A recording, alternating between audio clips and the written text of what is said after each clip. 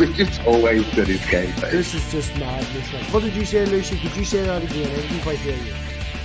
Oh, are we live? Huh? Are we live? Not just yet, not just yet, not just yet. And yes, we are.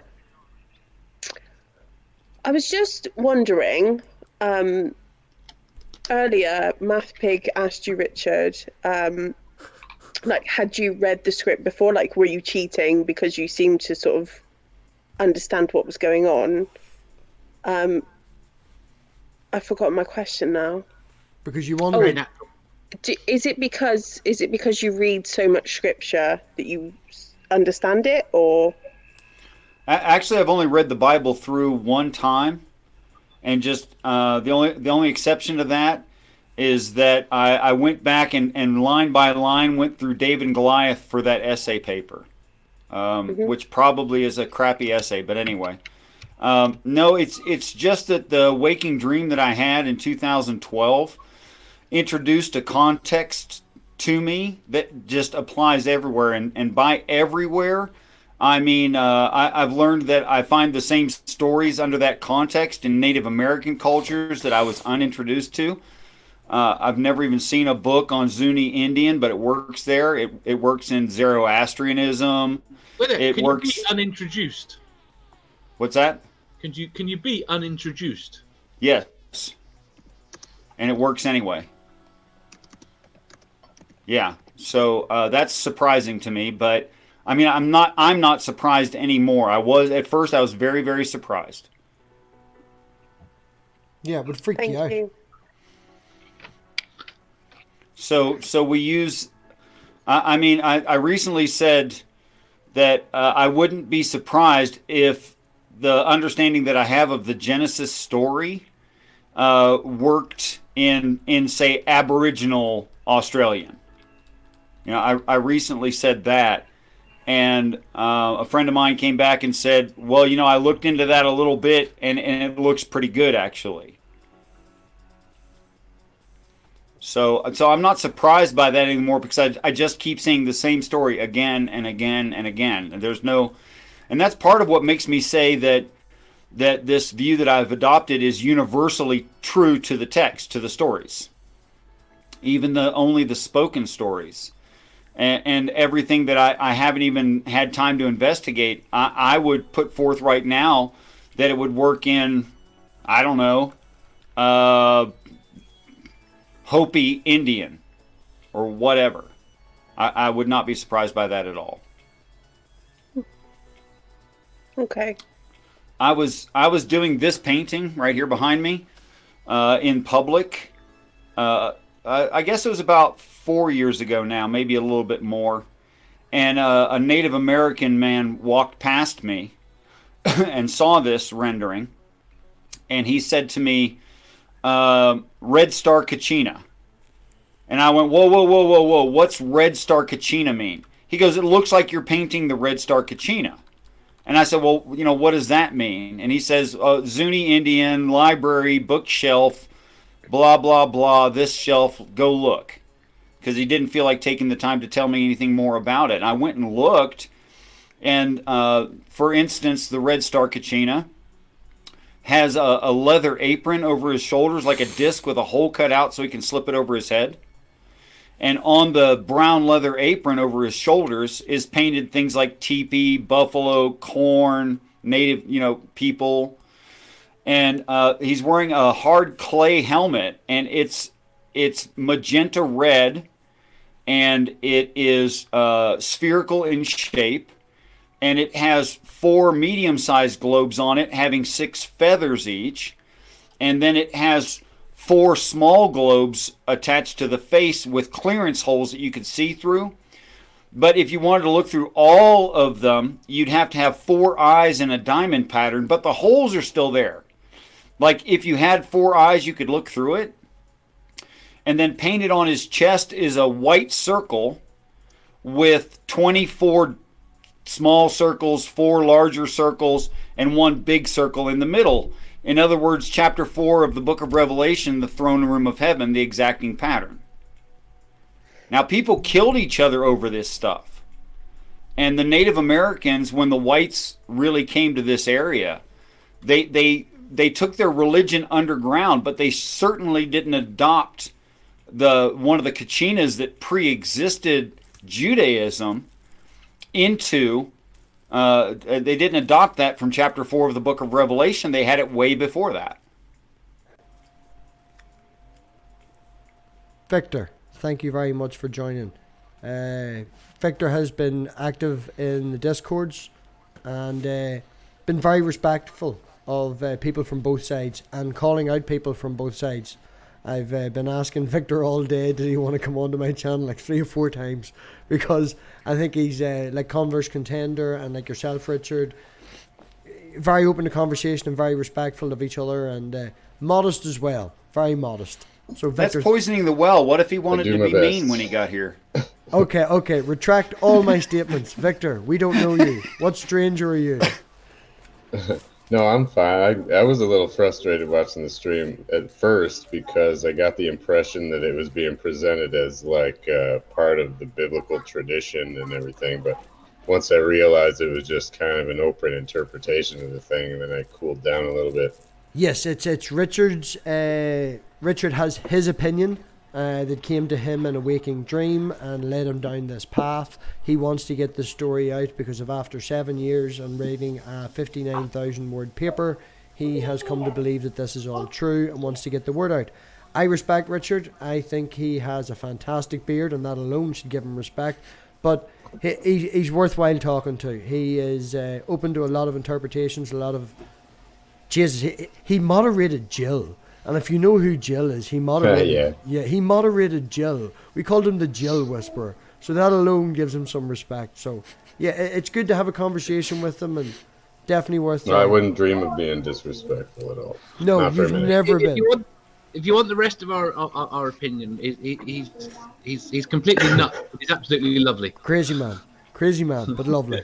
I just think it's interesting that my perspective on all this mythology is exactly the opposite of his, because I obviously come from a grounding in biblical history and theology, and I think like it makes more sense to me that if you were kicked out of the most like the one place on earth that is good by the only righteous judge, and you are down here now, and you were approached by a bunch of human beings who wanted to respect you, you wouldn't say, hey, God just kicked us out of heaven. You know, you would just be like, I'm here from another world. I have wisdom for you, you know, and start your religion and your society from there. Well, I think you would be accurately describing the beginning of the interaction between the sons of God and the daughters of men, the Watchers. I think that would be accurate to the beginning of it.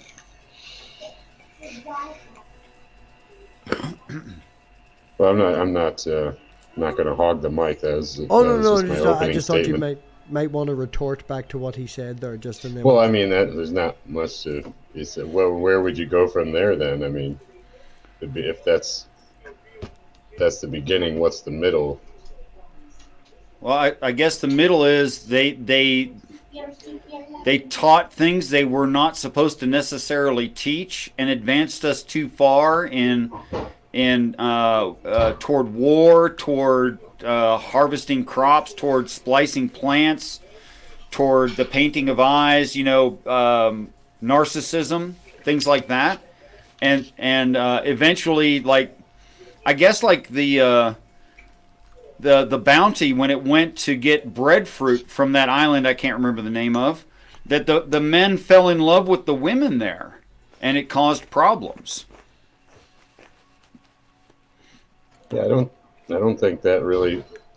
I think that's implied in the biblical text, and I think that's why. I mean, it's clear that whoever wrote the Book of Enoch, which I would suspect is some Jewish cult in the somewhere in the time nearer to Jesus's life than Enoch's life, but it's just. It's based off of, I think, the account in Genesis, but it's so contradictory to Genesis that it can't be part of the biblical tradition, and therefore that's why I see it as more of like an angel worship cult. Do do you, if you don't mind me asking you a question about that, For do sure. you think that there's some reason why why our best science and scholars would date the story, the actual papers, the actual pieces of paper, parchment and such, that we found of Enoch predating Judaism on purpose to manipulate the situation, because elsewise Enoch doesn't come from the Bible. That part of the Bible comes from Enoch. Well, Judaism is a pretty broad term, but I've never seen it dated anywhere older than, like, I think a couple centuries BC. Right. So that's already after the Talmudic and Midrash tradition was already started. So, and that's now that's what we would consider Judaism. But the religion of the Old Testament is not Judaism. It's the worship of the Hebrew God of Abraham, Isaac, and Jacob. Fair. Okay. And I mean, if you read the Talmud, I don't read it a lot, but I know it's full of midrash that has to do with, I mean, you probably heard of the story of Esther and Sure. and stuff like that, and it's really right along the lines of something like that, where they take the biblical history and the wisdom of God and kind of twist it and make it into more of a humanism, naturalistic kind of a religion, which is what they practice today. And then it branches off even again into Kabbalah and turns into like a mysticism kind of a thing. Yeah, all those ideas are popular. I have to agree with you. So, I mean, if it was, if it was old enough to be anywhere near Enoch's life, or if it didn't contradict scripture so heavily, then I would put a lot more faith in it. But I mean, and also, just because something isn't true doesn't mean that it's not believed or written in sincerity. But like I said, I think it's a cult of fallen angel worship, which in your mind would be aliens. But I believe that that the sky beings that came down and tried to govern the earth were the fallen angels. Well, that's apparently true. But why do you say that it's worship of the fallen? Because it's subtle, but they're given a lot more character and they're attributed, a lot more backstory and character development than they would ever allow to be known about themselves in the biblical tradition. They're ashamed when people worship them. They never announce their name. They're not credited with any works because all their work is gone to God. So only somebody who was sympathetic to them would give them so much attention and backstory, whereas anytime the angels or the fallen angels or anybody written of, aside from Lucifer himself, isn't really given a lot of backstory because of that fact that, Well, I have to agree that if you're not willing to grant that Enoch was an actual person at some point in history, and that men wrote these stories somewhere around when paper is dated to, then I'd have to agree with your view. But I would have trouble justifying that in understanding that the Ethiopian canon includes the Book of Enoch, and that the reason it does is because the people had the story spoken for so horribly long before that. So there could be some controversy over the actual age of the story. I'm personally inclined to think that it's older than Judaism. Well, I mean, if you're talking about actual Judaism as it's known, then I mean that didn't come about until I think. No, I meant in totality. Okay, well, the oral Talmudic tradition began, I think, about 300 or 400 years BC. So I mean, I'd put it somewhere after that, and I think that's the general consensus. But sure, the reason why it certainly doesn't belong alongside of Scripture is because it's just it contradicts itself, I think, in places, but it certainly contradicts the Bible. I mean, there's a mention of Methuselah having interacted with his grandson, who's already dead, I think, at some point in the Bible. I mean, the dates don't match up. The description of hell doesn't match up. Trying to think what else off the top of my head. Those are some interesting points, and I have to say that I'm basically unaware of what you're saying, but I'll have to look into it. Yeah, I can try to find you like a comprehensive list of it, but there's certain aspects of it that are just logistically off in themselves, you know. Well, I think that also would be dependent on a certain point of view as to who these characters are, what they mean, and what their relationship is. I mean, I can certainly understand that if they were physical people on this earth, and one was the other one's great grandfather or grandfather or what have you, and one of them is reportedly dead when the other one speaks to them, then you have some logistical problems there, unless you're talking about prayer. Can I just ding in? Can I just bounce in just before he says Sure. that? Lucy has come on tonight and offered up her wonderful Welsh accent so she could read that. She's not Welsh. But she came up tonight and read the Book of Enoch for me and Richard, and I just wanted to say thank you, Lucy. And yeah, give that woman a sub. I'll put the fucking all the bits and bobs in the description later, and have a look. I need some makeup tips, so I'll definitely subscribe. Yeah, well, we've agreed that Go somewhere else because I ain't got them for you. Well, Victor, since Lucy has I thought come he on said to you did us, a makeup tutorial. since Lucy has come on with us and done this with us, me and Richard have both agreed that we're going to do a palette bingo and do some makeup. And yeah, we're going to have some fun, cross community barriers and all that crack. Lucy, thank you very much for coming. She'll probably be streamed tomorrow about 1 o'clock UK time. So see you later, Lucy. Sorry to interrupt the flow, but I didn't want her to just vanish. She deserves her respect, and she helped me get out there and helped me get over my confidence to talk on screen, which is what we're trying to do with you as well, Victor. But yeah, thank you very much. Well, it's not so much a confidence thing. I could talk all day. I just don't really have a desire to be a online presence, you know. Well, there's a lot that comes with that I don't, you know. I'll only get the negative portion of it and not the positive portion of it. Well, from what I've seen of what you've put out on your online presence, I wouldn't say that you would deserve any bad online presence back. Some people will troll. The best advice I can give to you with that is to troll them back. Because if you can out-troll the troll, they just get bored with you and they'll eventually leave. And then you can get down to the serious conversations.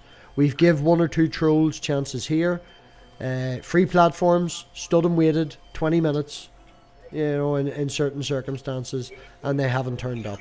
And if you're willing to be honest and genuine, I'll stand behind you, man. You know, I've stood behind Richard, I'll stand behind Converse and a few others that I don't agree with a goddamn thing they say.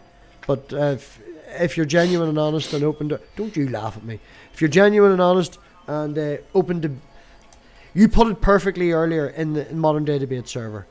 That particular person was trying to win the argument. It's not about winning the argument. It's about having the conversation and letting the person leave and think about the points that have been made. Jefferson, yes. You're in my Discord, Jefferson. The link is in that channel that says I'm links for live streams. But you know, in your defense, from your position, Richard, in the defense of that, I would give Enoch as much credibility as any other religious writing outside of the Bible, in that I believe that it's all written from a sincere perspective, or most of it is, because I mean the Bible affirms other gods, other powers over the earth, you know, that are, you know, kind of playing around down here now and having their run of things, and I think that stuff like this and stuff like the stuff that Zechariah Sitchin tried to translate that got debunked. I mean, he may have not been, you know, completely off. I don't think it's still gotten a reliable translation yet. But. Have you seen Digital Hammurabi's work on Sitchin? No, I recommend it to anybody. Well, have you seen Heiser's discussions about Sitchin? Have not. Michael Heiser is like an ancient linguistics expert, and he's thoroughly disgusted by Sitchin's work. But like that being said, he can't translate it into what it really means either. He just can prove that it's not accurate what Sitchin did. But getting back to what I was saying, like, I think that there are inspirational forces that aren't necessarily God. They just don't value the truth the way that God does, you know. So all these stories kind of match up, but they don't quite match up, and that's why, because the point was to just get the worship of the people and not really to teach them the truth, which is the ultimate point that God makes. Would you say that for instance, Hinduism is a false religion? Yeah. And like Zuni Indian, like Native American or Aboriginal Australian, those would all be false? False in that they're not truth, not that they are not coming from a experience in reality. Yeah, I've made argument with people asking them to describe to me Chinese business bowing. And I chose that particular topic on purpose because that's something that in America you just don't do. It's not a thing here. And there's a whole lot of rules. I mean, we have public urinal rules for men, and there's a lot of rules for that, whether you've thought about it or not. That, you know, if you're the first one in and there's a line of 3, you go to the furthest one away, and you don't stand in the middle one, and then the next guy will go to the one nearest to the door, and then if there's a third person to show up, they'll go to the middle one. And there's a lot of rules like that as an American male, I just take for granted and I don't much think about. But in other cultures, there's other kinds of rules and ways of looking at things that, frankly, most of us would not understand.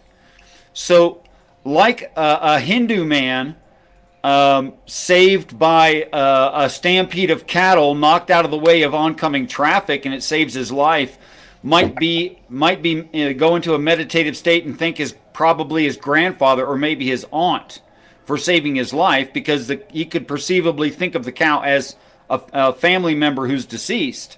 And I wouldn't think of it that way at all. But even if I was in the same situation, even if I was appreciative of it, I couldn't tell that same story the same way in a different culture. So I think as an American, or from any culture that anyone could be from, you'd have to have a lifetime investment in every single culture around the world to see how they see things, so that I could understand their text and how they look at it. So what I'm saying is you'd have to tell the story differently in different places to tell the same story. What do you think? I mean, I don't think, in order to defend your position, I don't think you have to go that far, because we're talking about other geographical locations on the planet. So it's perfectly reasonable to assume that different angels went and picked out different nations to rule over, and that's what the Bible says. There's different principalities over these nations that weren't of God, and he chose a race of poor Abraham to bring out of Ur and led him down to the Middle East, where ultimately they're brought into slavery, and then he brings them out of. He picked the underdog basically to take over the world with. That's God's point. Is he let them have their fun for a while, and then he picked the ultimate underdog and chose to use them to bring about the Messiah who would deliver the truth and salvation to the ends of the earth.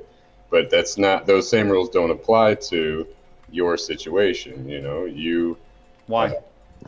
Because like I'm saying, it's in defense of your position, is that whether they're aliens or fallen angels, there's clearly more than one of them, and they may have just divided up the land amongst themselves.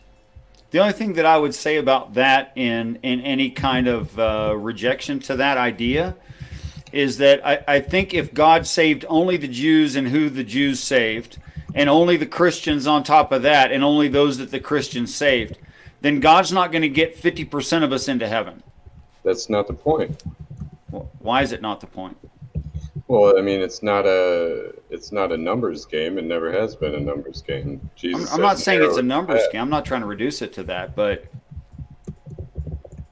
It's I mean, it's always been up to us how many people actually, choose to seek truth and find it. It's never been a matter of majority rule. I mean, it's the theme of the gospel, and especially in the New Testament. Well, I mean, even the Old Testament is Israel's a nation apart from all nations. They had all these rules to keep themselves separate, so they wouldn't lose the tradition, and they wouldn't, and so that they would basically be able to receive the Messiah, and so that a certain amount of them would at least recognize him, and this thing could happen, but it was never about numbers. And then when Jesus comes and you read the New Testament, you see that his message is always that people will hate him, and they'll hate anybody who follows him. You'll be persecuted, you'll be a minority, and that's just the way it is. It was never ever described any differently, or that it would ever really change. Could I ask you something direct? I'm not trying to sharpshoot you at all, but I think this might be a little bit challenging. Just before you do that, can I welcome Jeff just to the chat? Thanks, Jeff. I don't know if you know Jeff. He's one of the Passics. You need to watch out for them. You have to watch out for them. But yeah, Jeff, thanks for jumping in. I know you and Richard. I still haven't listened. But yeah, thanks for having me on. Yeah, Richard dumped you. Me and him were going to have a hangout the other night, and then you must have contacted him, and then he went live with you, and I was like, oh, I've been curbed. Right, okay, no bother. So I went on purpose. He took me by surprise. I was looking at like either Saturday or Monday, and I was like, oh, if you've got some free time tonight, go for it. And I was waiting to get an email response, and then all of a sudden I get a notification on YouTube like, oh, I guess I'm going live. I'm going live with Richard. Oh yeah, so I know. Yeah. Purple asked me onto their channel, and I was like, no, sorry, I can't. Richard's asked me onto his, and me and him are chummy chum, and I'm gonna go onto Richard's channel. And oh no, wait, Richard's just went live with Jeff. Yeah, I can come onto your channel now. I've been curbed.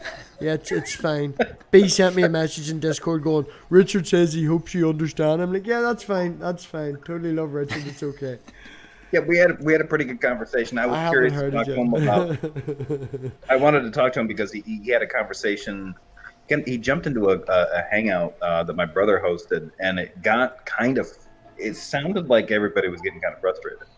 And so I kind of wanted to ask him some follow-up questions. There were some things that he brought up, because up until maybe like a week or two ago, I've known Richard. I've seen him, in different things before. I've always known he's a good guy. Screaming in that chat that you were having. I was screaming in the chat. I even sent Richard the Discord stream link about 20 minutes before he joined. He just didn't see the damn thing. I was watching that from the start. Nobody was watching the live chat. I think that Richard was trying to put his point across, and yous were not pigeonholing him, but yous were coming at him as if it was. Now, I haven't heard your chat with Richard, so I don't know if this got sorted, but it was very different from that. It was very different. Like my brother contacted me after I had my chat with him, because I think we were only on for about an hour, and I do have to apologize to Richard, because I had a couple drinks in me, and then when he popped up and he was like, okay, let's do it tonight, and I was like, oh crap, Saturday would be better. But I went on. Well, it was fun. I waited till his stream ended and then jumped in 5 minutes before the end and went, look, I'm having an after party, and stole all his views. It was great. Stole all his people watching. It was grand. Well, I mean, we had the conversation, because I was kind of like, I was a little bit frustrated with the conversation that he had with on my brother's channel, because I thought that my brother was kind of stepping over some of his parts with some of his points, and kind of like, I thought he was like kind of overthinking things, like Sammy had said, and so that's why I wanted to have a discussion with him, and it was because of that conversation, and one that he had prior to that. I can't remember which one it was, that I was starting to actually get like a kind of a broader view of what Richard thinks, at least in terms of his sort of take on the Bible and Scripture, and I was like, okay, now I want to have a talk with him and see if this stuff adds up. So yeah, we talked for an hour, and I thought it went okay. I hope it did. Richard, I went and curled up in a closet and cried later. No, it was great. I was gonna say I don't think that I abused anyone in that one, but after it was done, I talked with my brother later, and he was like, "Well, what about this, this, this, and this?" And I was like, "Well, I wasn't actually interested in any of that. I was only trying to figure out. I mean, most of what I was trying to talk about with Richard was the kind of subjective experience that he was talking about in terms of like this vision that he had. But anyway." It was quite funny because Jay asked him, he's like, could you do a summary of what you've seen? And it took me and Richard 10 episodes of at least 60 minutes an episode to figure out and go through what all he'd seen. And it was like, we spent, I would say 12 hours going through it, minimum. And it was like, could you just summarize it for me? And it was like, oh, fuck me, man, that's just not going to happen. Like, it's just... Yeah. He did mention that. He mentioned that. He was like, yeah, he said, he's like, Yeah, I linked the playlist. Yeah. I was like, just go and watch this and talk to him tomorrow. Yeah, because he said something about it. I was like, yeah, MathPig's probably pissed off because we're both trying to cut corners. Like, hey, can you sum this up for me and explain it to me like I'm 5? And MathPig is like, yeah, I've already done this homework with Old Man Dan is in the chat, right? And Old Man Dan Discord me earlier, and he's like, look, I've jumped in a wee bit late. Can you ask Richard to do a wee synopsis of his points of view and just, a general wee quick summary? And I was like, I don't know, because the last time we asked him it was 20 minutes. So earlier tonight in the first episode, I just muted Richard and talked for all of about 3 minutes, and Richard was allowed hand signals. He was, yes, you're right, or no, you're wrong, or you're off by this number. And I think I got it out in about 3 minutes, 4 minutes. I think you guys need to actually do that. Like once a month, you need to do a show where it's the all Richard Madsen semaphore show. He communicates to you in semaphore, and you translate it to the audience. You just do that for 30 minutes, put it out to the public, and let them run with it. Richard does mime. That's what we'll name the episode. A history of Richard doing mime. Mm-hmm. Yeah. Series 2.5. He's signaling this to me. He's getting this from above. MathPig will repeat it back to you, and then we'll do another hangout on the weekend where he tells me everything that I got wrong about my interpretation of his before. We'll do it 1920 silent movie style. I can totally black and white this shit, with some subtitles at the bottom. Yeah. Okay. It's gone too far. All right. No, Richard. We love funny, you, though. Richard, where you draw the line? Like, oh no, not Art Deco. Fuck that. No, we're not doing black and white filmmaking. Right. Well, we've totally tangented the whole conversation, but yeah, it's been fun whenever other people come in. Victor, if you want to bring it back on again, or if you've anything to add, or could I ask you what your denomination is, Victor, if you don't mind?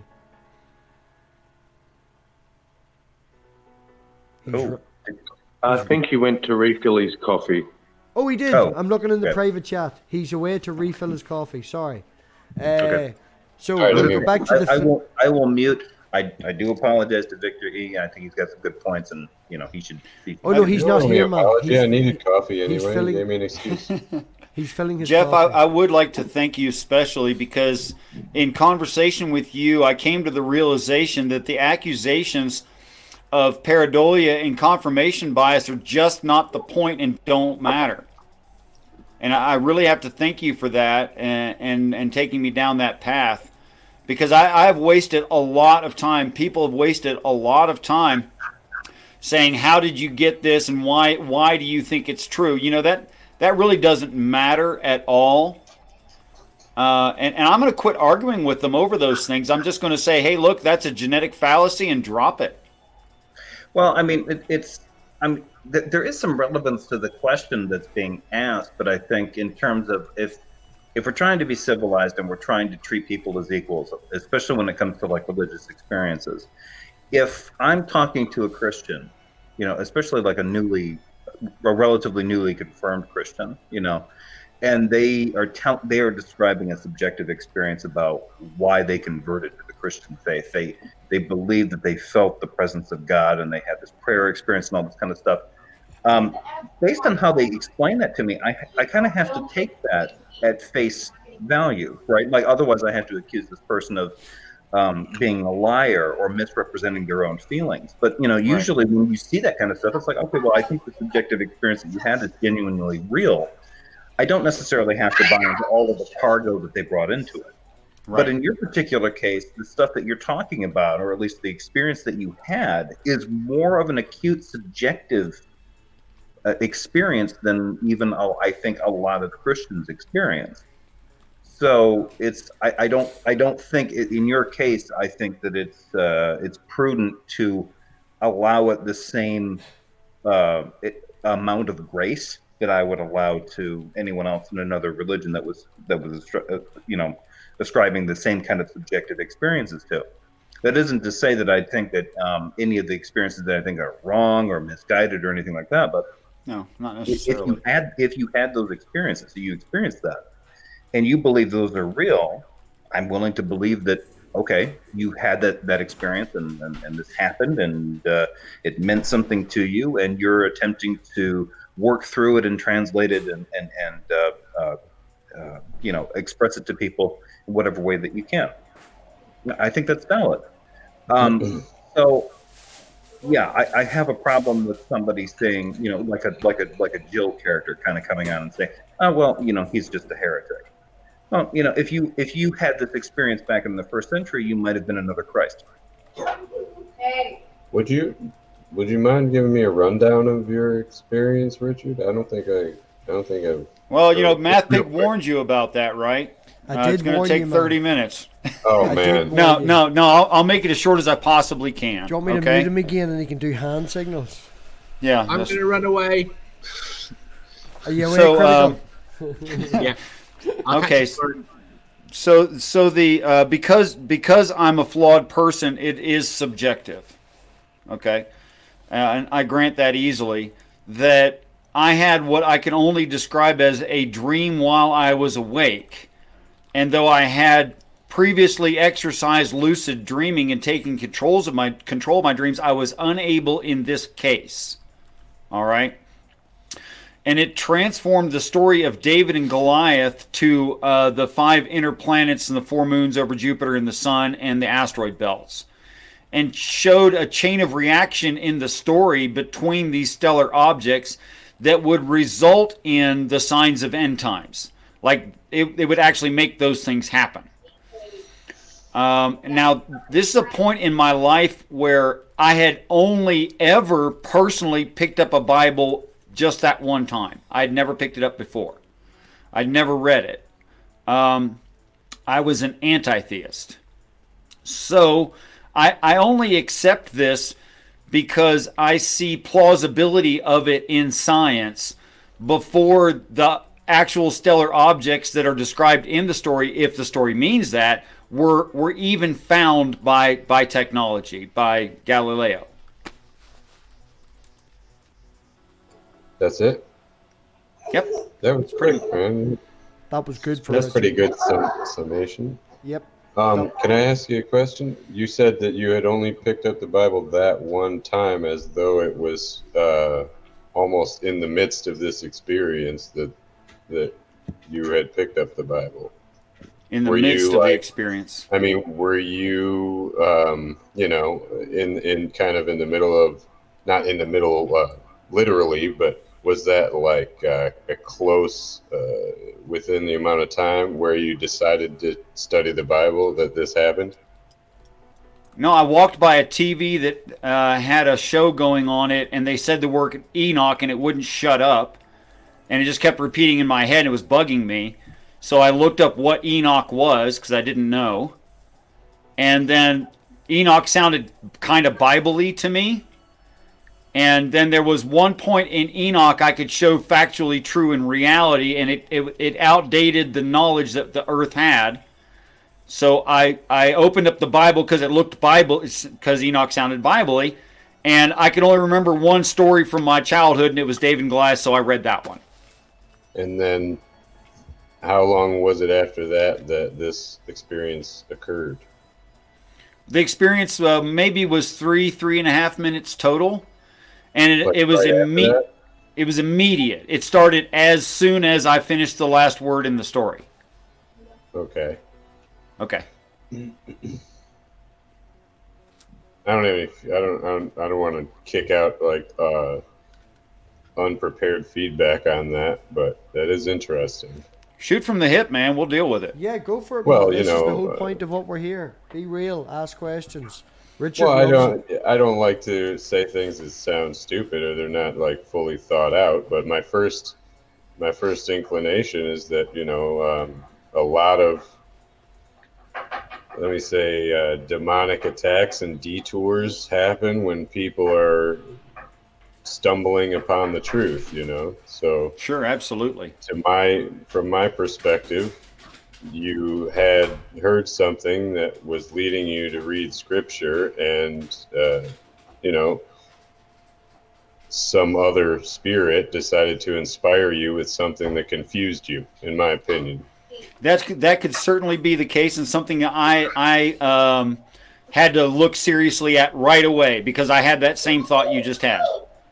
So it was all of the confusion and the insanity happened for the next week and a half after that, and I immediately, like in the next moment after this waking dream thing, went to NASA.gov to disprove it because it's falsifiable, and found that actually those stellar objects I was unaware of actually do exist. So, being that I was unaware of them, I think I couldn't have invented the story. So that means that, by definition, it came from outside of me, which is why I believe that prayer happened to me. Not that I was looking to pray. I wasn't. But prayer happened to me. And then I have to decide what's true and what's not, and that takes investigation. And what is positive and loving and benevolent, and what is actually fooling a person and evil. So yeah, I mean, that was the first thought I had, same as you. I have a quick question. It's actually for Victor. I'm here. I am legitimately curious about this. It sounds to me, with some of the stuff, and this has come up in Christian history before. It seems to me like in a lot of Christian history, they're a little bit they're very conservative. They're very guarded about the idea of other revelations, additional revelations, other than what's available in the Old Testament and the New Testament. That's true. Given what Richard's talking about, it sounds like, you know, if someone wanted to elevate it to that level, they could say that it is a kind of additional revelation of the gospel. Well, I called it inspiration. Well, I guess that's my question. How would either, I don't know if you know much about the Catholic Church, but or the Protestant Church, but either one, how would they kind of treat his claims? Would they treat them as being some kind of an assertion of a secondary revelation, a tertiary revelation, or simply or would they kind of write them off as some kind of? No, they wouldn't write them off. They would. I think, if you went into a church where you're surrounded by Christians of different personalities and different education levels and different inner beliefs that they keep to themselves, at least one of them would want to do an exorcism on you or something like that. You know what I mean? Like, I clearly see that you're not possessed, but that's a totally different thing than being demonically inspired. You know, like, for instance, even in my early walk with Jesus, you would call it, when I was not grounded in scripture, or not studying, really, just using the title for myself, I would get fully formed ideas pop into my, I'd be smoking weed, drinking a little bit, and fully formed theories about things and ideas, even blasphemous ones, would pop right into my head, stuff that I didn't work up to, stuff that I had no background knowledge on, and just be fully formed there, just pop right in there. And, if for a time I even entertained a few of them, you know what I mean? But now looking back on it, you can see that the way that it happens and the inconsistency of it, that it's not the way that God works, in my opinion. But like, if I could ask you another question, Richard, you said that you were you had practiced lucid dreaming. Sure. Have you practiced any other kind of like new age spiritual stuff? Well, you're trying really hard not to be insulting, and I appreciate that. Lucid dreaming is not a new age spiritual thing. It's just training your brain to recognize when it's asleep and having fun with it.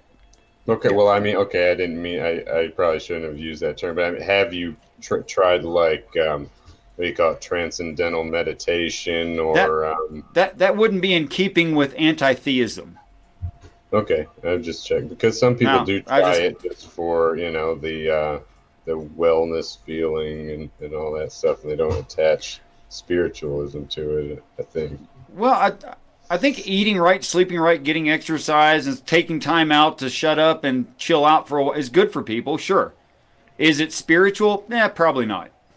So you never, prior to that, had any contact with any kind of spiritual practices whatsoever? I dated a woman who was a neo-Buddhist hippie American, but I just laughed at her about it. I didn't take any of that stuff seriously. Well, I'm just trying to, for my curiosity, trying to establish why another spirit would have an interest in you. Why would any negative spirit have any interest in any particular one of us? I mean, I think that each one of us matter. I think that for your individual soul, Satan would come and destroy this whole galaxy. Well, that's true. It's not required that you messed around with any of that stuff, but I mean, right. I still would lean towards, you know, some kind of a deceptive inspiration that caused that, and my, you know.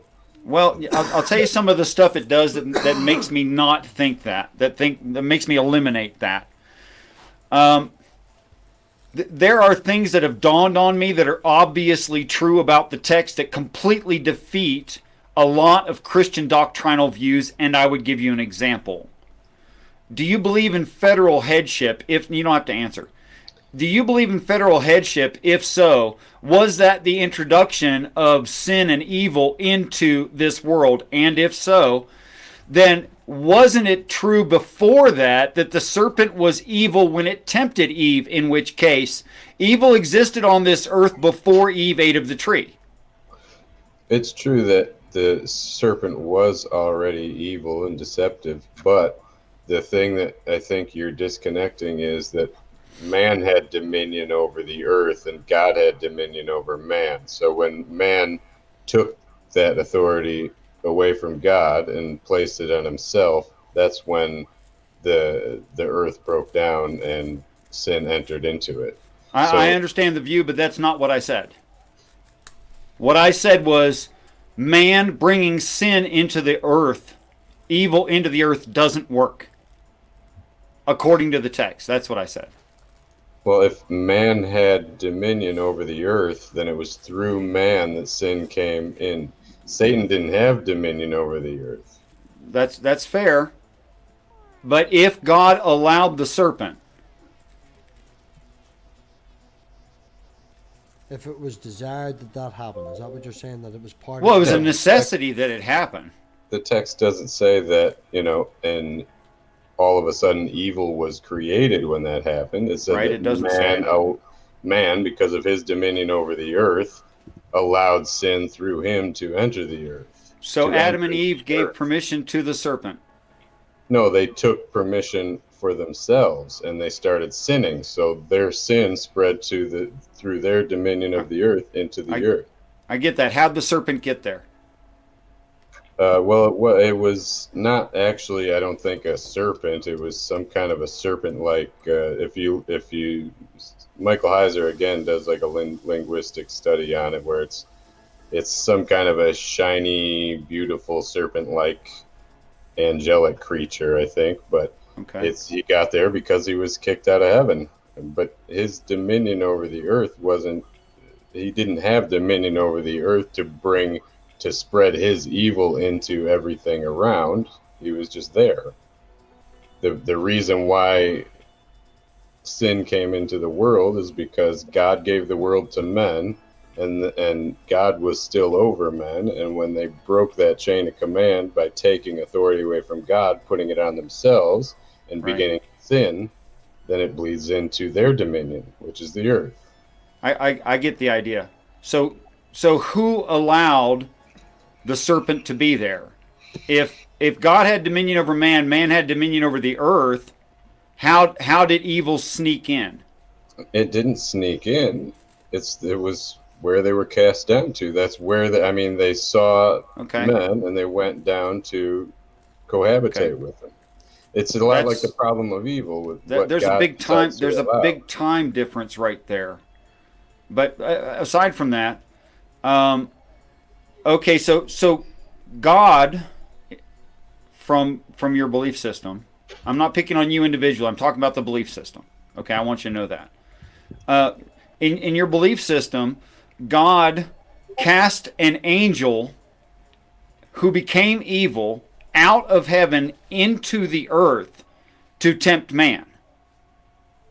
Well, is that right? He didn't become evil. He became prideful and decided to lead his angels down to cohabitate with men. And then actually that's an interesting point, though, because there are some Christians that believe that evil originated with man making the decision to eat the fruit in the Garden of Evil. No, I think the concept has to exist in order to allow free will to occur. So, like where God divided light from darkness, I think that's an overarching term that represents the dichotomy, of choice. Well, it might, but I mean, if there's a situation where there's these fallen angels that are making these decisions and they're moving in a direction that's contrary to God's will, if they're doing that before Adam and Eve make this decision and eat the fruit, then that changes the nature of where the idea of evil was formed. Well, it doesn't say anywhere that the angels can't make the wrong choice either. They're just in the presence of God, and most of them, well, all of them are smart enough to know that they can't, that they don't want to disobey God. It was Satan's pride because of he was the most beautiful, he was the most talented, and I believe he was also the archangel at first. So he was, he was right in the position where he could become prideful, and it goes like right along with the problem of evil. That's really a straw man, if you ask me, because it cuts God in half and only chooses the traits that make it into a contradictory situation. God, I don't know that it actually cuts God in half. It does actually call into question his ability to discriminate between certain kinds of scruples. Well, if you allow me to finish, it only chooses a few of his traits that would allow for a contradiction to happen. It leaves out his wisdom, his justice, his patience, his righteousness, and just chooses, well, if God's all good and omnipotent, why does he let this stuff happen? Well, that's not my God.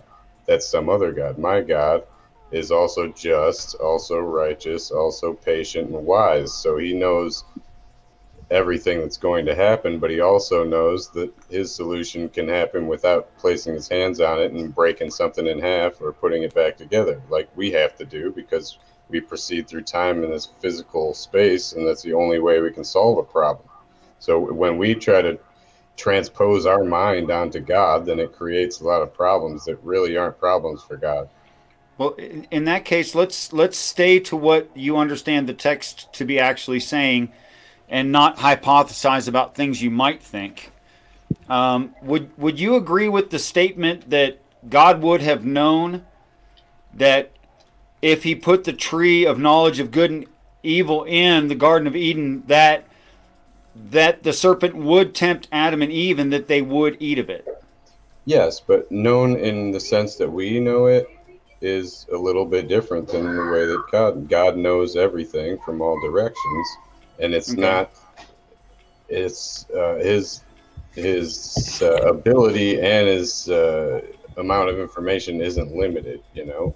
So Okay. even though he knows what's going to happen, he sees all of the routes to correcting it again, and he creates a plan from the beginning. So even though from the beginning people say, well, why did he allow for a problem to even be able to happen?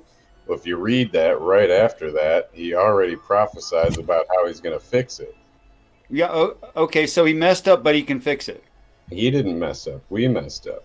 Okay. So it was perfect. What? It was perfect. Putting the tree. Did God have to put the tree of knowledge of good and evil in the garden? He had to? In order to accomplish his purpose for creation, which is to duplicate his best trait, which is his ability to love. He had to create a situation where we could make the wrong decision, because if you can only make the right decision, then that's called compulsion. It's not Right. love. Love has to be voluntarily given. There's a problem with the free will argument.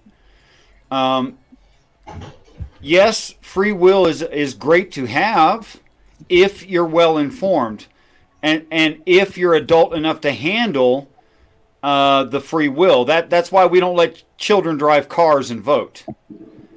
Child could have the best of intentions. They don't understand enough. They're not developed enough. They don't have the experience and information. Adam and Eve weren't children. What's that? They weren't children. It depends on what you're comparing them to. They're not children on this earth by our experience. They were also perfect beings, so their brains worked a lot better than ours did. Okay, well, that's getting into minutia that I wasn't trying to get into. I mean, I'm not going to argue for it or against it. Okay, so if it's true that God put the tree of knowledge of good and evil in the Garden of Eden, then the serpent, I'm just going to say, shows up. I'm not going to blame that on God at all, and tempts them, and they eat of it. And God said to them, in the day that you eat of it, thou shalt surely die. But the serpent says, thou shalt surely not die. And they eat of it, and they become, as the serpent say, they become as God, knowing the difference between good and evil. They don't become as God. I'm quoting the serpent. That's a lie. I know, I was quoting the serpent, and I said so. Well, so then immediately after that is the tree of eternal life and the cursing of Adam and Eve, right? Well, the tree of life was there alongside with the tree of the knowledge of good and evil. I mean, immediately after that in the story, they mention it again. So then he says, all man need do is put out his hand and accept eternal life, which they apparently don't get, right? So from an anti-theistic point of view that I maintained for 30 years of my life or so, I would say God knew it was going to happen, set him up to fall, allowed the serpent into the garden, knew that was going to happen too, right? Then played the hero by making a rescue mechanism, and then teased them with eternal life that they didn't get. No, that's not. That's only. See, that would only make sense from a human perspective, okay? Because we can't also see everything that's going to happen from there forth. We can't also place ourselves in the position completely of our own will to take the punishment for that crime, and we can't see the point in time after the world ends where all evil is destroyed and everything returns back to good. So that's you again transposing a human mind onto God, where he has a solution that he doesn't even have to provide. Let me remind you, he gives us the choice to do the right thing or the wrong thing. We make the same decision every day that they did. We wake up and we decide, what do I feel like doing today? What do I think would be right? Who do I want to vote for? It's the same decision that we make every single day of our lives when we're not accepting God's authority. So Okay, so if I was a child and I'm not allowed to do certain things because I'm not ready for them, that's because of my innocence. So in Christian doctrine, I would like to know how it is justifiable that Adam and Eve should know the difference between good and evil before they eat of the tree of knowledge of good and evil. It's like expecting them to know something they can't possibly know. It was the choice to obey God and keep him as your authority, or be tempted by becoming your own authority. And again, they're not children, but even children should obey their parents. Children should obey their parents. I agree with you. And it's you tell your child to do something, there's a 50-50 chance that they're not going to do it. But don't you punish them if they don't obey you? Yeah, I'll make them talk to me until they're bored out of their mind and can't stand it anymore. That's the proper way, in my opinion, to punish a child. Well, you're a human being, You can't be sure that if that punishment is going to serve them well in the future, because you're not God. Well, I would think that I know the child well enough to do what they need. Well, but anyway, but a lot of people raise their kids that way. Just on this topic, I've said on stream before that I spent a few weeks trying to teach my daughter how to jump off the coffee table onto the floor, and I would catch her. You stop laughing, Richard. He knows how this story ends. And we spent maybe a month doing it. I thought it was great. We went to the swimming pool. She would not jump off the edge of the swimming pool into the swimming pool. So we were in the swimming pool, and I happened to mention the word fly. She likes to fly, which is where I throw her up in the air and catch her. And I threw her up and let her fall into the water. And she's now a great swimmer. She fucking hated me at the time, and my girlfriend was not happy. And I've actually had a person who has a degree in psychology say that your daughter might grow up and have trust issues, but she's a great swimmer now, and she has less fear in the water than she did before. So, just on that topic of, sorry to interrupt. Giving the child what the child needs. What it needs rather than what's socially acceptable sometimes. Yeah, I think that's a lot more analogous to what God did than placating, because the Bible also says that sparing punishment on your children is a hateful action. And do you know why it says that, Richard? I have a very different opinion, but I think I'm not ready to move on yet, if that's okay. Okay, go ahead with what you were saying. Okay, so if a context existed that was true to reality and our actual experience where it resolves all of these issues, would you hear of it? I mean, you've heard all these arguments before, right? I'm not saying anything new to you. Well, everybody speaks the language a little bit differently, but you can go ahead. Yeah, the conversation we just had, I just did a review of Frank Turek and David Silverman. They had exactly this conversation. But there is an actual resolution. A human resolution that a human came up with in their short-term life here, where they want to see the resolution happen right before their eyes and be proud. Okay, you don't have to hear it. Hey, go ahead. Okay. All right. So I could say, thou shalt not reach your fist through the screen and punch me in the nose for being so derogatory. Now that didn't deny you the right to do anything. I just said it's not plausible in reality. Or I could say, thou shalt not lift up your own house with just your arms and your own body. You just can't do it. But I can certainly use thou shalt not in that way. Does that make sense? I suppose. Okay. I mean, it's impossible, so I think you would first want to figure out whether something's possible before you tell somebody not to do it. But I didn't say don't do it. You said thou shalt not. That's a command. That's right. To do something. No, it's not necessarily. Yes, in Old English it is. No, it's not necessarily. All right, Richard, go ahead. I could say thou shalt not jump into outer space. It's just a fact. You ain't going to do it. Yeah, but that's we because of what the end goal is. You can. Well, there's about 5 different ways to say it, but I can definitely use thou shalt not that way. In Old English, I do not think that would make sense, but just proceed. I don't know why it does. But anyway, okay. If you'll grant me that as being plausible, I will. that I could say, you will not put your hand in that cookie jar to a child. There's no difference between you will not and thou shalt not. No, because thou shalt not, and still allows you the chance not to listen. It's a commandment. It's not a prescription on reality. It's. We know that view. I'm just presenting a different view. But it's semantics. It's semantics. Like when I say you can, what that really means in plain English is that you're not able to. When I say you cannot do this, it means you're not able to. We use it, in in kind of a semantics kind of a way. It also means you shouldn't, or I'll punish you if you do. But really, if you just break down the words and their meaning, it means you can't do it. It's impossible. If I say you cannot, does that mean that necessarily I'm talking about physical ability?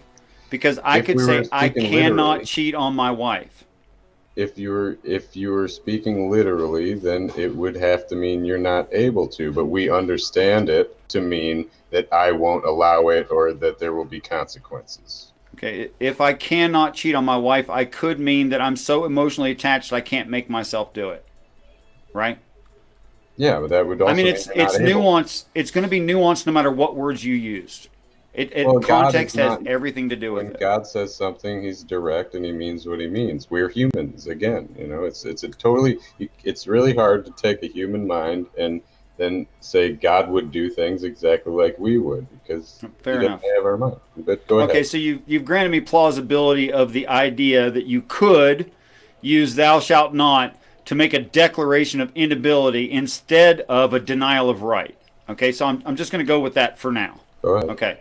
So, since it is true today that people on this earth do not know the difference between good and evil, we have some inclinations about what's beneficial and what's detrimental, and we're trying to improve and ruin things, like get rid of things like oppression and injustice. We're trying, but we're not there.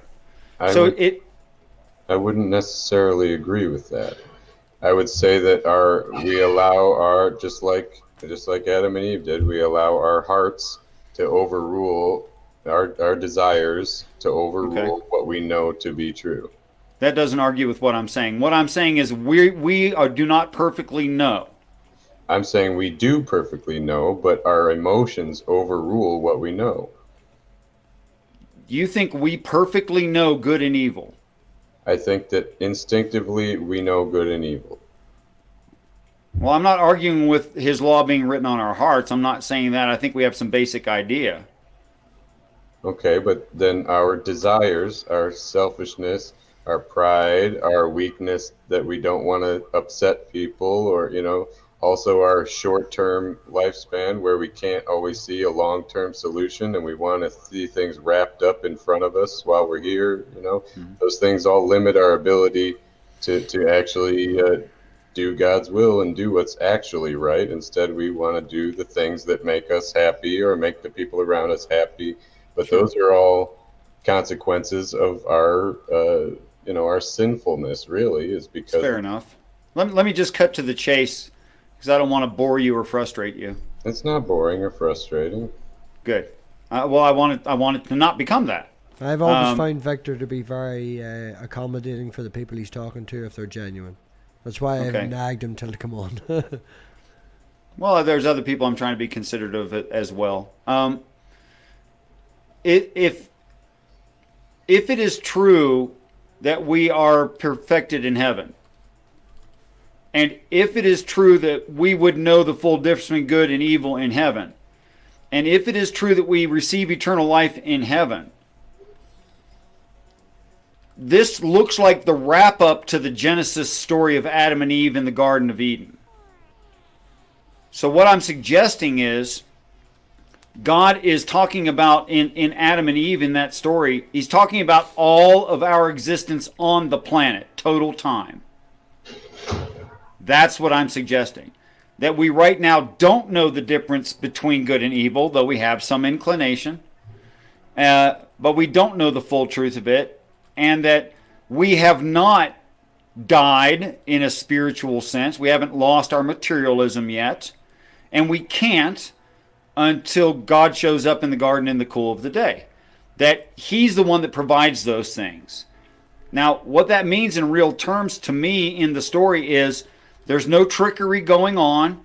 There's no promises unfulfilled.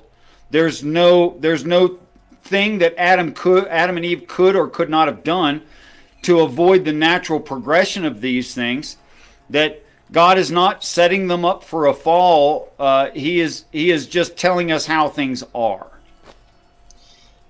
That's a good, well, in the Bible, things oftentimes mean a lot of things. But the reason why you can't take the story of Adam and Eve to be like a parable that lasts throughout all of time is because Adam's genealogy, and it goes straight to Noah, and Jesus refers to Adam as though he's a person, and there's holes in that theory. But also at the same time, only within Christianity.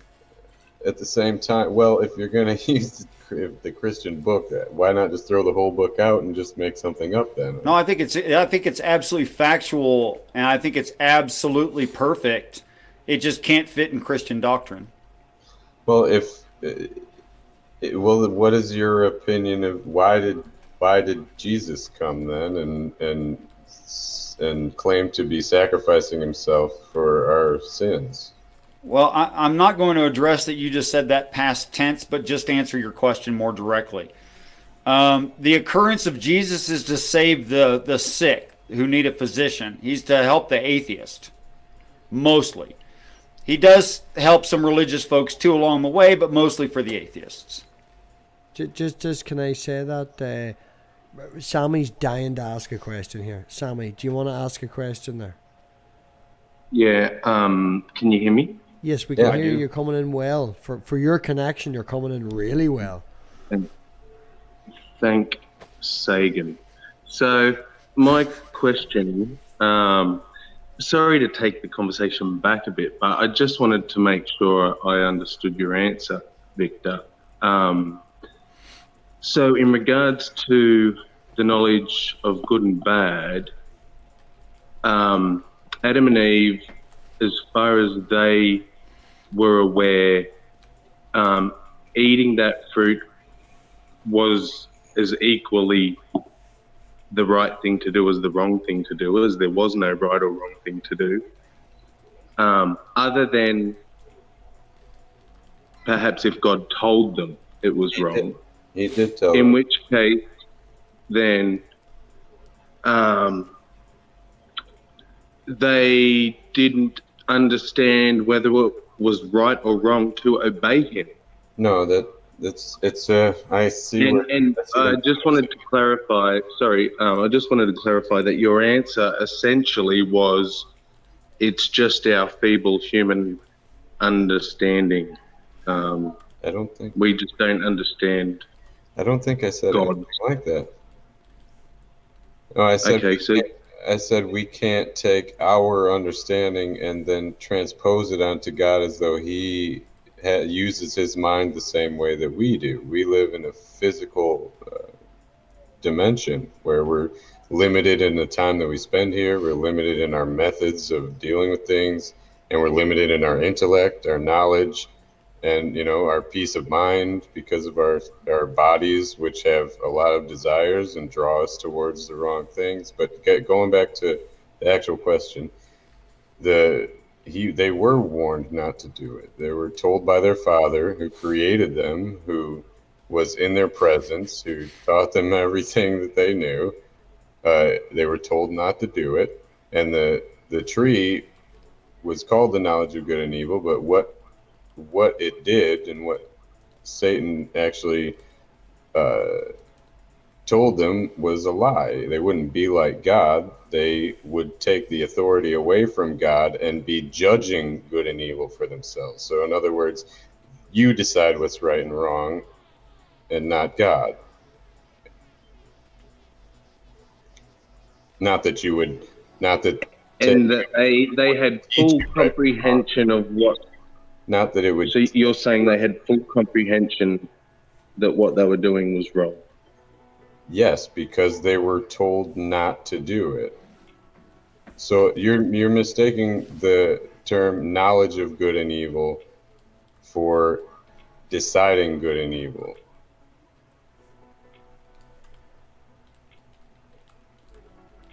It's like when you know, if your mother, father raised you, teaching you what they want you to know, and then at some point when you're 18, you say, well, screw that, I want to decide what's right from wrong, and you move out. Okay, that's interesting. Victor, I'm sorry. Can I go on, MathPig? Going ahead? No, of course, man. You don't have to ask permission here, man. If you overspeak or overstep your boundary, I will fucking put you in place. Don't you worry about that, like. Victor, how do we know that the consensus view of the text is not subject having a lesser mind than apparently Adam and Eve would in that belief system, that we've got it right now? Was Sammy finished? Just ask, or was it? Yep. I think, and Richard sort of I'm trying to get to the spirit of Sammy's question. You know, I'm sorry, I've got to wait. Sammy is my only Patreon, so I have to. I'm trying to be nice without showing him any fucking. Yeah, I'm trying to, you know, not show favoritism and all, like. But I love the guy. You know, he's just, you know, yeah. You know, so no favoritism. No, that's fine. But let the Patreon finish what he's saying. My question really, I guess my question was answered. You know, you said it in a lot more words, but I still think your answer is we just don't understand.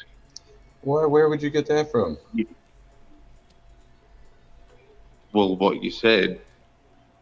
Does everybody else understand everything you said essentially boils down to that we're incapable. Or that. No, we were. Yeah, we were you're saying that we have a human understanding. So you're differentiating our understanding and God's understanding. Immediately, we have a lesser understanding. If we don't have a lesser understanding, that was just an explanation I was offering to clarify before I answered your question, and then I went on to answer your question.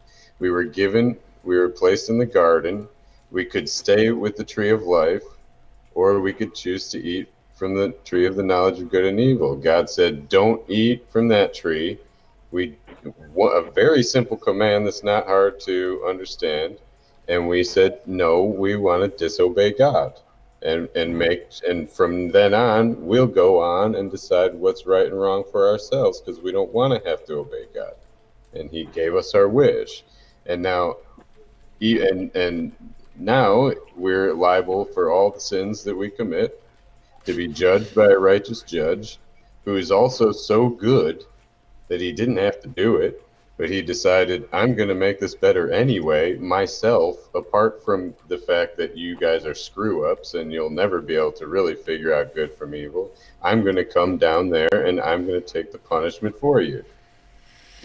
Just want to say before everybody else interrupts, if I can just say one thing, long live this one guy. Big shout out for this one guy who was love you, Tug. Generous enough to jump out for a wee while to let the Daily Athiest in, Chris Mallard. I just wanted to say thank you very much to Tug for doing that. I'm very much appreciative. He didn't even say anything. He came in, hung about, and left. And big shout out for Tug. Sorry for that. Go on ahead. That's okay. I think I forgot my follow-up question now. Yeah, go on ahead there. Not my Patreon, Sammy. Go on ahead there. I've got to pick my train of thought back up. So they had knowledge.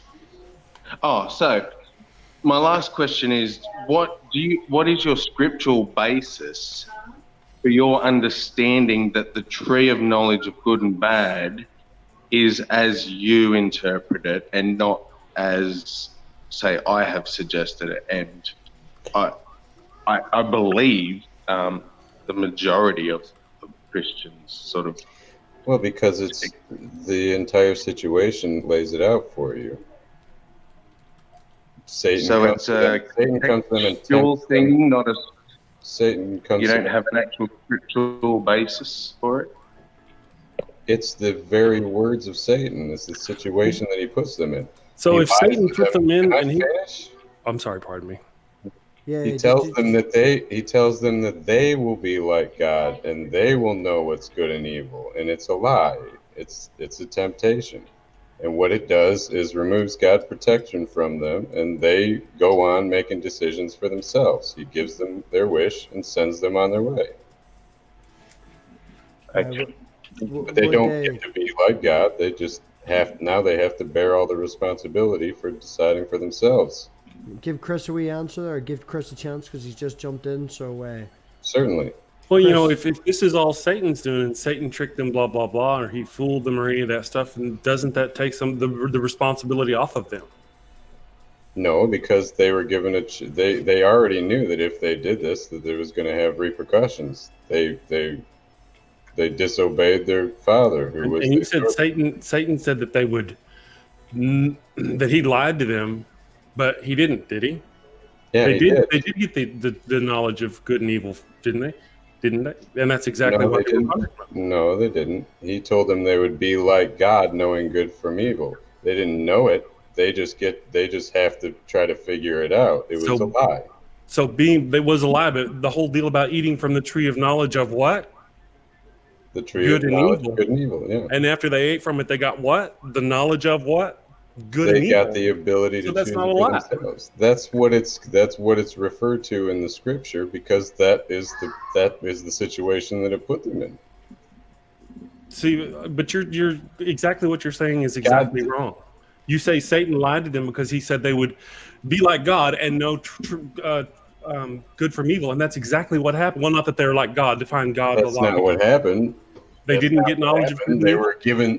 They were given the ability to choose good and evil for themselves. No.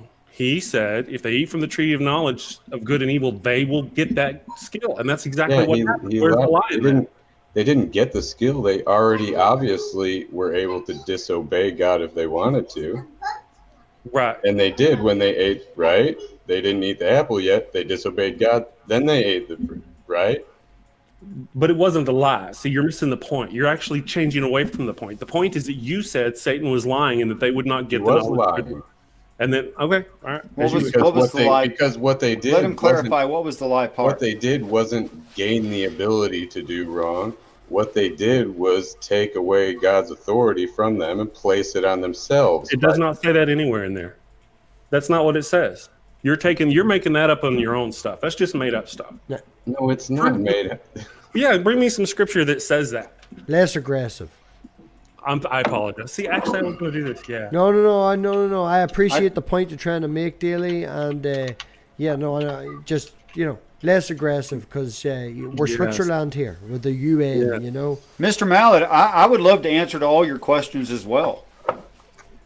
Chris is actually looking weekly guest hosts for his show in the morning. I don't know if I can, if you would consider, possibly Richard coming on, if you would be interested in that, if the time zones match up, but Chris is looking other co-hosts, and I'm doing just this one day on Saturday, 1 p.m., which would be my time.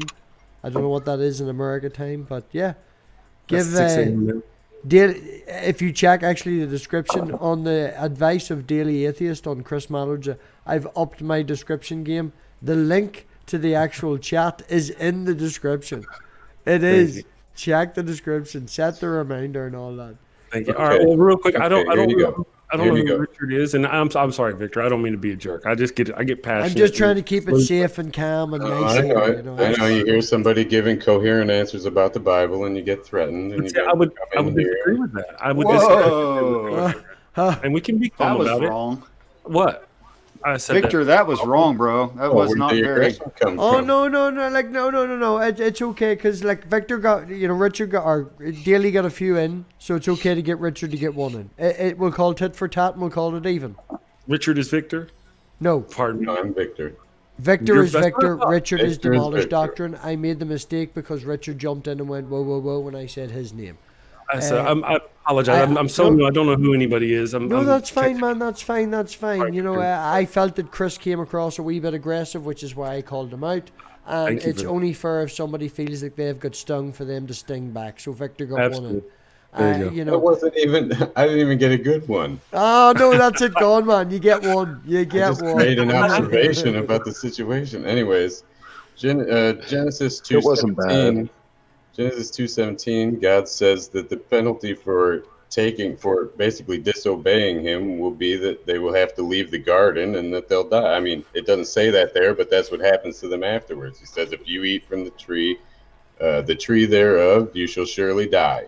That's what he said. God says, yes. What Satan says is, no, you should eat from the tree because then you'll be like God, knowing good from evil. Knowing meaning dividing good from evil for yourself. Like, where's the lion? You'll be the one who knows it. You'll be the one who decides it. That's the reason why God doesn't want them to eat from the tree, so they won't have that power. Satan says, eat from the tree and you will have that power. And you're saying that's a lie. And that's exactly what they did. And God said, now that they have that power, we can't let them eat from the tree. Okay. I get to finish. Go ahead. I get to finish. They get to eat we got to kick them out since they've eaten from the tree of knowledge of good and evil. We have to not let them eat from the tree of eternal life. So what you're saying, all I'm saying, pointing out was that what you were saying is wrong. Okay, now you finished. Victor, if Victor wants to retort. It leaves out the part where Satan says, no, you shall not surely die. If you eat from the tree of good and evil, you'll be as God, knowing good from evil. I messed that up, but you get it. He says, he lies to them and says, no, God lied to you. Eating this tree will not make you die.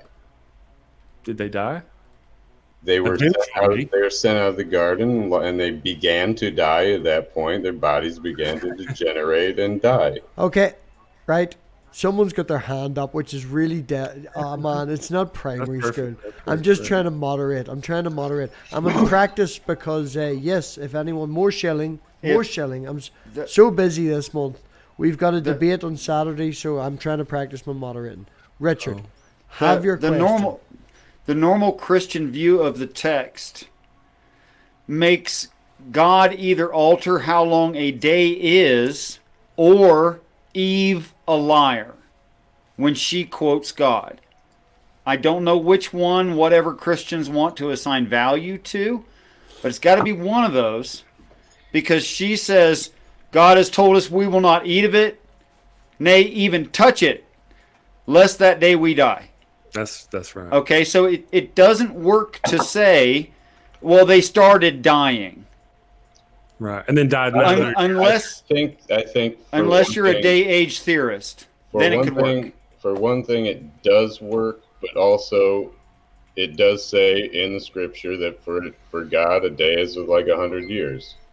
1,000, but anyway. Yeah. So in that age, they did die. Nobody lasted to be 1,000 years old. The oldest one was Methuselah, and he was 900 and something.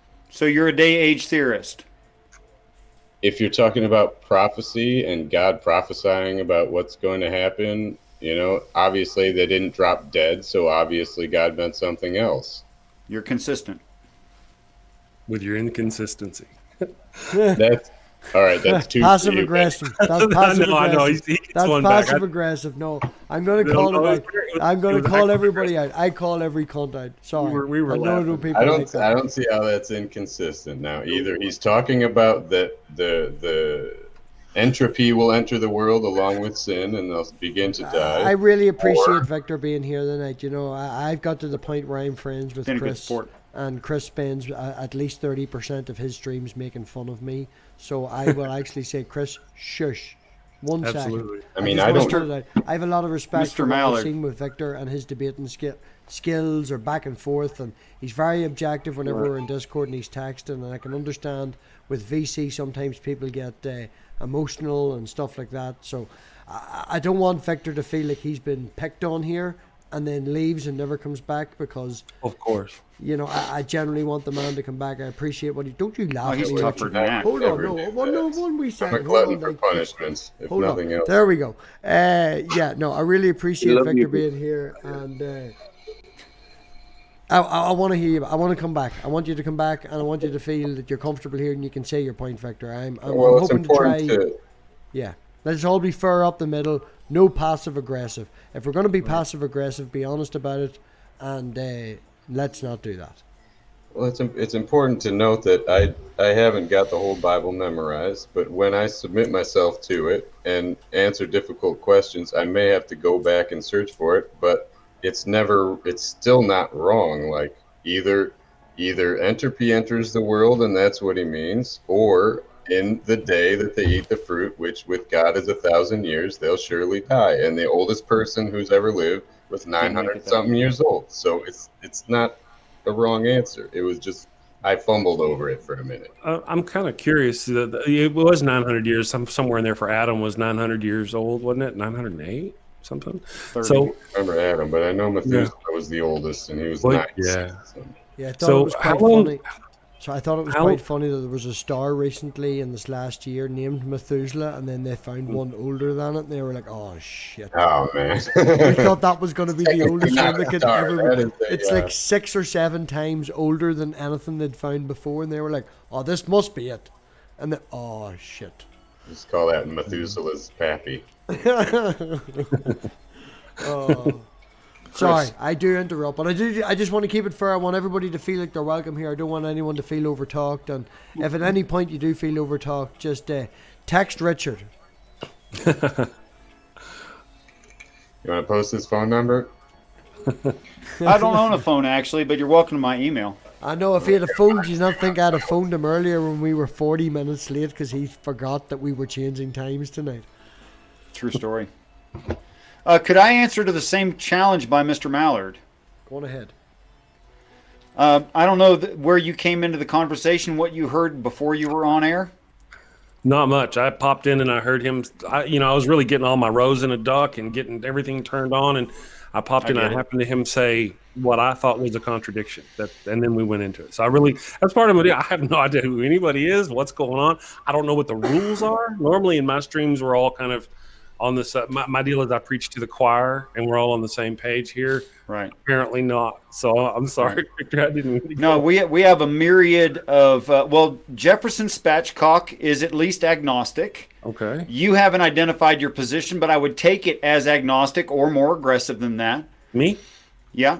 Oh, yeah, I'm agnostic. I'm an agnostic atheist. My Just doesn't personality go as tends well. to get aggressive, yeah. Daily agnostic doesn't sound just as good, though. It's not as fun, yeah. It doesn't come off the top. You already know MathPig. I know math. Oh, he Okay. actually has a flippin' rolling scrolling screen on his morning streams. At least for 30 seconds of his morning streams, he will have hashtag blame MathPig Hashtag blame rolling math. across the bottom of his I screen. want to add a shirt in my Teespring that says hashtag blame MathPig. I told you I was going to I'm not joking, I'll right, buy Chris? one. Right, sorry to just tangent and all this here, but I did set up a Teespring. It's in the links and all that bollocks. But I did a "Is it working?" and that went through. But when I did a Teespring hashtag blame MathPig, it actually crashed and got a 504. It wouldn't work either. Who do we blame? Let's see. Yeah. And the funny thing is, right, there's until I fix it, I made a T-shirt that said "MathPig, is it working?" You know, the MathPig logo with "Is it working?" And you know why Teespring auto generates. You know, do you want this woman's T-shirt? Do you want this hoodie? Do you want this tank top? You know, all that. And I was like, yeah, I'll take the hoodie. I'll take the female T-shirt. Hell, I'll even click one that fits my wee girl and I'll order one of them for my daughter. And then I posted it all up online, and Critical Cripple, who has left, noticed that I had accidentally named the hoodie T-shirt. And then when I went and looked at it, the "Is it working?" which is in text form underneath the logo, is actually under the logo.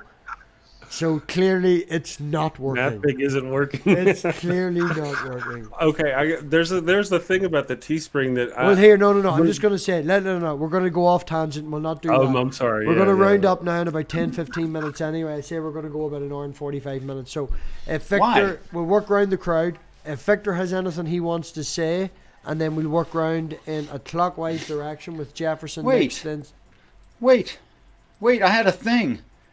put your pen Okay. away. Let me say this thing real quick. Okay, go on ahead. Okay, so Watchtower Watcher is an ex-JW. Yes. He grew up and grew out of it, started to see logical problems with it. Okay. I was raised Roman Catholic, but I quit the church at a very, very young age and was an anti-theist until age 42. Okay? And see provable things in the Bible. Yes, that's a huge claim. But one of the things that I see contextually from the story of Adam and Eve is the plausibility of the phrase, thou shalt not, meaning you're incapable. So if it can mean you're incapable, then what he's saying is you don't get it and you're not going to, instead of I deny you the right which you're gonna defeat. Do you see the difference there? I do understand the difference. Okay, so some of the repercussions of that is he's not a trickster. Well, then he was wrong. No, he was right. We if still thou- don't know the difference between good and evil. It hasn't happened. Oh, I mean, do you think we do?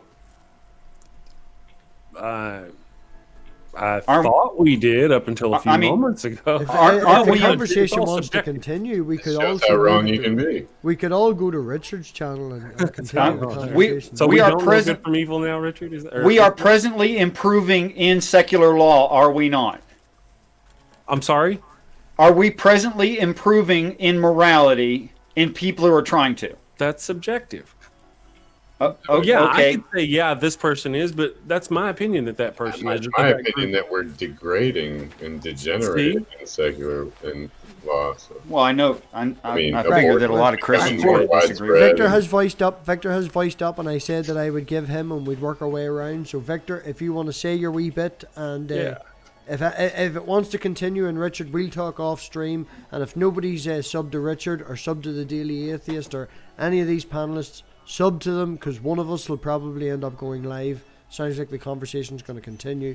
But if Victor, if you want to have a chat there and say your wee bit and Bob. No, I did kind of butt in. I just wanted to add to that point that from my perspective, our laws are degenerating further away from God's commands, and that's prophecy. Jefferson, have you anything to say about that point?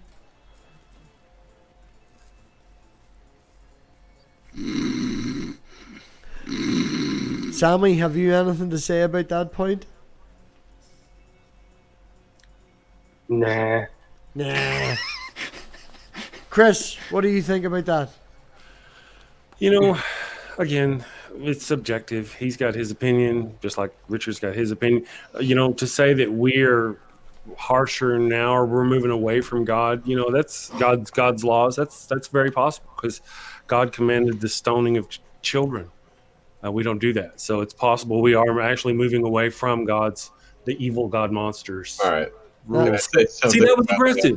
The reason he said evil God monster. The reason he said evil God monster is because he's plugging. He's doing a show. That's a plug limited for my show. It's the name of his show, so I let him off with that. But Richard, do you want to do a wee shield for your channel and then we'll end it? And if you're up for it, we'll all move to your channel. I can't host right now. If Mr. Mallard would want to host or anyone else, I'd love to continue. I could host, yeah. Yeah. I'm not scared. Perfect. We'll go offline then and we'll sort out a link. If anybody hasn't subbed to Chris Mallard, his actual link is in the description. So go and plan ahead, man. And it's all down to the... Yeah, I downloaded a notepad thing and copy and paste. Right, everybody. Do you want me to? I'll send you the link and you can distribute it. Everybody, thanks very much, and we will post it in this chat before it ends. Chris just needs to start a StreamYard, and we'll post it here. There you go. Sub to the man's channel. Just sub to the man's channel. All right, everybody, thanks very much. Bye bye. Bye bye. Create a broadcast. I'm getting there, guys.